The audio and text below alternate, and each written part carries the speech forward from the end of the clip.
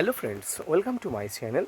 দেশ এবং দেশের বাইরে থেকে যারা আজকে আমার ভিডিওটি কন্টিনিউ করেছেন প্রত্যেককেই gardener tips with Kamal YouTube চ্যানেলে স্বাগতম। আম আমাদের কাছে অত্যন্ত গুরুত্বপূর্ণ একটি ফল, এক কথায় জাতীয় ফল হিসাবে গণ্য হয়। কিন্তু কখনো কখনো ছাদ বাগানের এই আম গাছের উপরে অত্যন্ত মারাত্মক রোগের আক্রমণ হয়, গাছগুলো অর্ধমৃত অবস্থায় হয়ে যায়। তখন আমাদের চ্যালেঞ্জ থাকে ছাদ বাগানের আম গাছগুলো বাঁচানো। আর ছাদ বাগানে আম গাছগুলো বাঁচানোর পাশাপাশি যে কোনো সময় আম গাছের কচি পাতা যখনই আসে তখনই কিন্তু মারাত্মক আক্রমণ নেমে আসে পতঙ্গদের থেকে ছাদ বাগানে।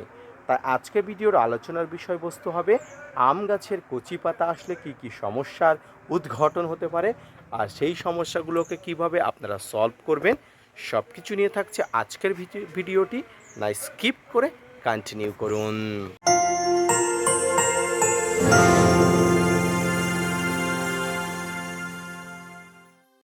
সম্মানীয় দর্শক এবং শ্রোতা বন্ধুরা, আম গাছ হলো এমন একটি গাছ যে গাছের কচি পাতা আসা মাত্রই নানা ধরনের পতঙ্গের আক্রমণ হয়ে যায়।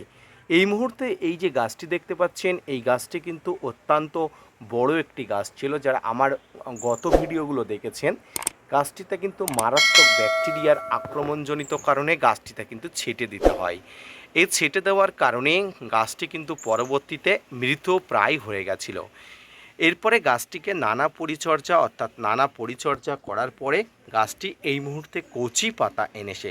শুধুমাত্র একটি গাছ নয়, আমার ছাদ বাগানে তিনটি সতেজ গাছ কিন্তু এইভাবে আক্রান্ত অবস্থায় হয়ে গেছিল।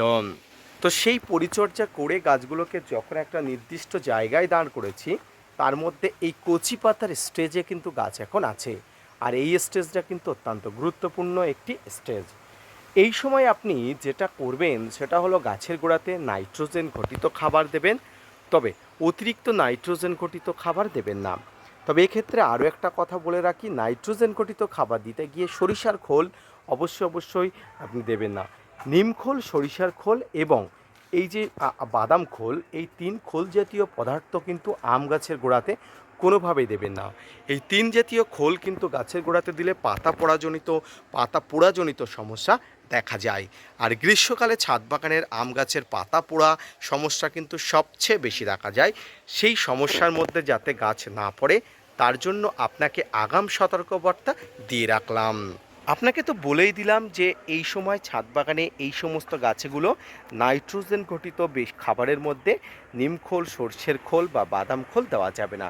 তবে কি দেবো, অন্যান্য যে জৈব খাবারগুলো আছে, যেমন শিংকুচি, হাড় গুঁড়ো, বিভিন্ন ধরনের আরও রাসায়নিক এবং জৈব পদার্থ যার মধ্যে নাইট্রোজেন, ফসফরাস, পটাশ সব উপাদানগুলো থাকে, সেগুলো দেবেন। অর্থাৎ সর্ষের খোল, বাদাম খোল, নিম খোল বাদে আরও যে সমস্ত উপাদানগুলো গাছের গোড়াতে দেওয়া যায় গাছের গোড়াতে দেবেন। তবে নিম্ন পরিমাণ দেবেন, অর্থাৎ অল্প পরিমাণ দেবেন, বেশি পরিমাণ দেওয়ার কোনো দরকার নেই।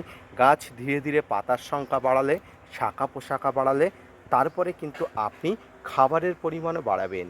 ভারী মিশ্র খাবার আপনি এই সময় গাছের গোড়াতে খুবই অল্প করে দেবেন এবং পর্যাপ্ত হারে কিন্তু জল দেবেন।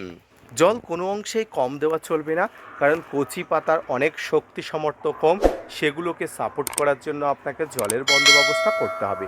দ্বিতীয় যে বিষয় হলো, এই সময় গাছে কোনো প্রকার কীট পতঙ্গ নাশক যদি ব্যবহার করতে হয়, সেটি ভেবে নিয়ে কোন কীটপতঙ্গ নাশক ব্যবহার করবেন, ভেবে চিন্তে ব্যবহার করবেন। আমি আপনাকে যদি ব্যবহার করতে বলি, তাহলে ডাইমার্টের 30%, ইমিডাক্লোপিড, সাইপারমেট্রিন, এই 3 প্রজাতির কীটনাশকগুলো ব্যবহার করতে বলবো। ডাইমার্টের 30%, ইমিডাক্লোপিড বা সাইপারমেট্রিন।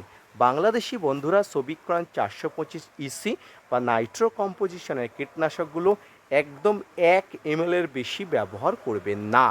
ভারতীয় বা বাংলাদেশি যেই হন না কেন, 1 ml বেশি কিন্তু কীটনাশক ব্যবহার করবেন না। মনে রাখবেন, পাতাগুলো কিন্তু খুবই দুর্বল। আম গাছের পাতাগুলো আসার পরবর্তীতে, অর্থাৎ এই মুহূর্তে অনেক সময় গুটিয়ে যায়, নৌকাকৃতির হয়ে যায়। এই সমস্যা সাধারণত নিউট্রিশন অভাব, আর সেই নিউট্রিশন হলো এপিসম সল্ট বা ম্যাগনেসিয়াম সালফেট। এপিসম সল্ট বা ম্যাগনেসিয়াম সালফেট হলো ছাদ বাগানের অত্যন্ত গুরুত্বপূর্ণ একটি উপাদান। আর এই উপাদানগুলো আম গাছের কচি পাতা আসা মাত্রায় ব্যবহার করতে হয়। গাছের গোড়াতে ব্যবহার করতে পারেন বা জলে গুলে আপনি ব্যবহার করতে পারেন। চিনির মতো দেখতে এপিসম সল্ট আপনি যে কোনো সারের দোকানে পেয়ে যাবেন খুব সহজেই। আর এগুলো প্রতি লিটার জলে আপনাকে 1 গ্রাম নিয়ে গাছগুলোতে খুব ভালোভাবে ব্যবহার করবেন। যখনই স্প্রে করবেন যে কোনো কীটনাশক ফাঙ্গিসাইড গাছের গোড়াটা এইভাবে কিন্তু আপনি দিয়ে স্প্রে করবেন, কারণ বেশিরভাগ পতঙ্গরা কিন্তু পাতার নিম্ন অংশে লুকিয়ে থাকে, যাতে করে তাদের কীটপতঙ্গর আক্রমণের কোনো রকম সুযোগ থাকে এবং কীটপতঙ্গের যে একটা আশ্রয়স্থল হয়ে ওঠে। তাই যে কোনো কীটনাশক ফাঙ্গিসাইড বা যে কোনো অনুখাদ্য বা যে কোনো নিউট্রিশন পদার্থ গাছের পাতার অপর দিক থেকে স্প্রে করবেন। তৃতীয় বা চতুর্থ যে বিষয়টি হলো ফাঙ্গিসাইড। গাছের পাতা আসা পরবর্তী সময় থেকে ফাঙ্গিসাইডকে ওতপ্রোতভাবে জাগিয়ে রাখবেন।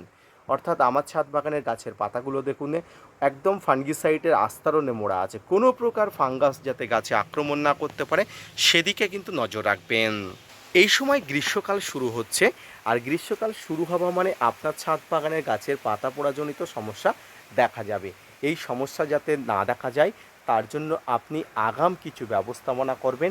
কচি পাতার উপরে আপনি প্রখর রৌদ্রের সময় যদি সুতির কাপড় একটু টাঙিয়ে দিতে পারেন খুব ভালো হয়, বা যদি আপনার পক্ষে সম্ভব না হয় তাহলে হাইড্রোজেন পারক্সাইড গুলে জলে গুলে আপনি প্রত্যেক দিন দুপুরের সময় একটু স্প্রে করে দিতে পারেন। এতে গাছের পাতাগুলো স্বস্তি পায় এবং অত্যাধিক তাপমাত্রা কিন্তু হজম করার সামর্থ্য পায়। গাছের গোড়াটা শুকোতে দেবেন না, একটু জলের মধ্যে রাখবেন, তবে কাদা কাদা নয়, কারণ কচি পাতাগুলো যাতে কোনো প্রকার সমস্যার মধ্যে না পড়ে সেই সমস্যা কিন্তু আপনাকে দেখতে হবে। প্রিয় দর্শক, এই ছিল ছাদ বাগানে আম গাছের কচি পাতা আসলে সেগুলো দেখভালের সম্পূর্ণ প্রসেস বা পদ্ধতি। আপনি অবশ্যই বুঝতে পেরেছেন কিভাবে গাছগুলোকে দেখভাল করতে হবে, কিভাবে গাছগুলোকে দেখাশুনো করতে হবে। যদি বুঝতে পেরে থাকেন, যদি বোঝাতে পারি, তাহলে অবশ্যই gardener tips with Kamal YouTube চ্যানেলকে সাপোর্ট দিয়ে ভিডিওটি শেয়ার করতে ভুলবেন না। ধন্যবাদ।